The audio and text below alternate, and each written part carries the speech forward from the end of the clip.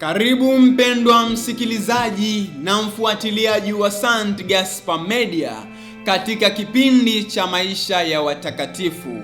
Ikiwa leo ni tarehe mosi Mei, tunasikiliza na kutafakari juu ya maisha ya Mtakatifu Yosefu mfanyakazi. Yesu, Maria na Yosefu wanaunda familia takatifu ya Nazareti. Yosefu na Maria ni mfano wa wazazi. Mtoto Yesu ni mfano wa watoto wa familia. Familia zetu zinapaswa kuishi kwa kufuata mfano wa familia takatifu.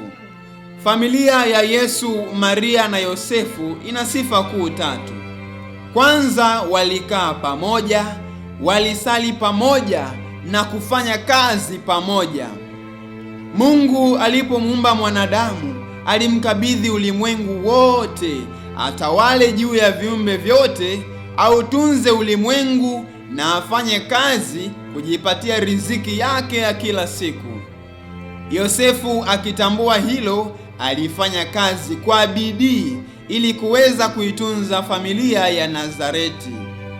Yeye alikuwa seremala, Maria alikuwa mama wa nyumbani, na Yesu aliwasaidia wote wawili katika kazi zao. Yosefu hakuwa mvivu, alijipatia riziki yake ya kila siku kwa kufanya kazi. Kufanya kazi ya mikono hakukuwa katika ngazi ya chini kijamii. Sanaa ya ufundi iliheshimika kwa kuwa ilikuwa msaada mkubwa katika maisha ya kila siku.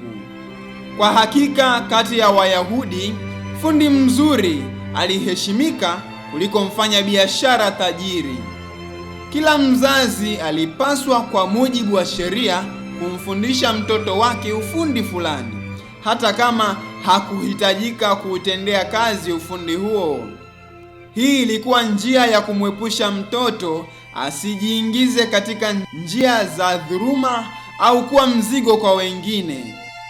Mfano mzuri wa ukweli huu tunauona katika maisha ya Mtakatifu Paulo, ambaye alikuwa mwalimu wa sheria. Licha ya taaluma hii yote, alikuwa fundi wa kutengeneza maturubai, ufundi ambao aliendelea nao hata alipokuwa mtume, ili asiwe mzigo kwa yeyote. Je, kazi aliyokuwa anaifanya Yosefu ilikuwa ni kazi ya kudharauliwa? Mwinjili Marko anatuambia, je, huyu si seremala, mwana wa Maria? Maneno haya yanaonesha mshangao na wala sio dharau. Yesu hakwenda shule ya useremala, lakini alijulikana kuwa seremala na mwana wa mseremala. Yesu alijifunza kazi hii kutoka kwa Yosefu. Hivyo kwa upande mmoja walishikwa na mshangao kwa hekima na miujiza aliyoitenda. Kwa upande mwingine walikwazwa na mamlaka aliyoyaonesha alipokuwa anazungumza nao, kwa maana alikuwa anafundisha kama mwenye mamlaka na si kama waandishi wao. Kazi ambayo Yosefu alijifunza ilikubaliwa na Yesu mwenyewe, kwani katika ujana wake ndiyo aliyokuwa anajifunza na kuifanya, ili atuachie mfano wa unyenyekevu na kujituma. Yosefu alijituma katika kazi yake kutokana na heshima aliyokuwa nayo katika kujipatia riziki kwa njia adilifu. Yosefu alifanya kazi kwa mikono yake. Yeye ni mfano wetu leo wa ufanyaji kazi, tena hasa kazi za mikono.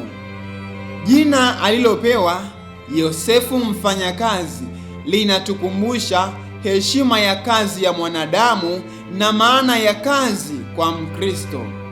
Kwa uhakika, yeye ni mfano wa maisha ya busara, usafi na kujituma, lakini tunu hizi zote msingi wake ulikuwa utakatifu uliofichika wa mfanyakazi ambaye alibahatika kufanya kazi bega kwa bega na mwana wa Mungu aliyejifanya mwanadamu. Mtakatifu Yosefu anatuambia kuwa kazi bora ni ile inayokuweka karibu na familia hata kama kipato chake ni kiduchu. Itukuzwe damu ya Kristo! Milele amina. Tafakari fupi inayotokana na maisha ya Mtakatifu Yosefu mfanyakazi. Mtakatifu Yosefu alikuwa mwenye haki, mnyenyekevu na mchapakazi. Tuige mfano wake.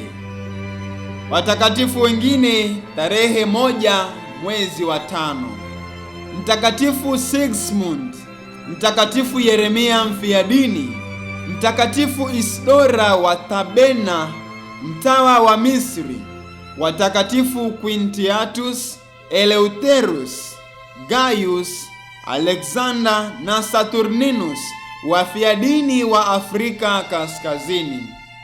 Mtakatifu Yosefu mfanyakazi, utuombee.